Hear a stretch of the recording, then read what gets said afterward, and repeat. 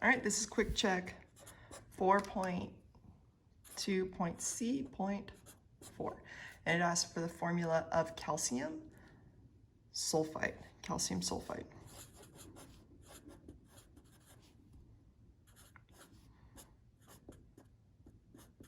A few things we should pay attention to.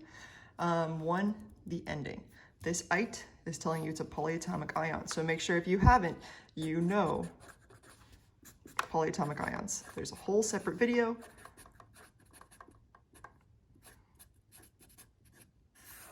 And you need to know them. We need to know what sulfite is. I'm not spending time there doing that. And calcium is a metal. So one thing that we should already pay attention to is an ion. So we've got some kind of ion here. So it's likely to be an ionic bond. So calcium is over here. We know that its charge is 2+ because it's in the second column. Sulfite, again, you just had to know, is SO3, 2 negative. So when we go to build this, we should recognize that this is a 2 positive. This whole thing, sulfite, you should look at it as one thing. In other words, I should be looking at it as X, 2 minus. Don't separate it into a sulfur and 3 oxygens in your brain. That's going to really hurt you. It's just one whole thing with a 2 minus charge. And it says, what's the formula of this? Well, we got 1 calcium, it's 2+. Hey, sulfite has a 2 minus charge. You just need 1 of each. And that's why we get Ca, SO3, and that's calcium sulfite. Now the next question is, I don't want to give it away, Cu, ClO2, and it's asking for the formula of this. And this is where it gets super duper fun. 1, ClO, we should recognize, that is hypochlorite.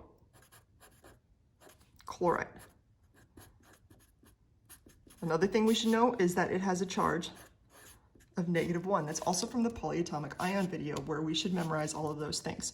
So hypochlorite is ClO negative. That's what it's talking about here. It's saying you got 2 of them. Hey, if you got 2 of those negative things, what must the charge of copper be? Well, if you got 2 negatives, copper must be 2 positive. And so this is copper, but again, it must be 2 positive because it had to cancel out this hypochlorite right here. So this is copper 2 hypochlorite. Now to drive this one home, I'm actually going to go backwards just to make sure that you're comfortable with what just happened, because I think that will help. So copper 2, again, would be Cu with a 2+ charge. Hypochlorite is ClO negative. How many ClO negatives do we need to cancel out that 2+? We need 2 of them. And that's why copper 2 hypochlorite would be Cu, ClO2. Remember, we look at this thing as one whole thing. That's why you put it in parentheses and then put the 2 outside.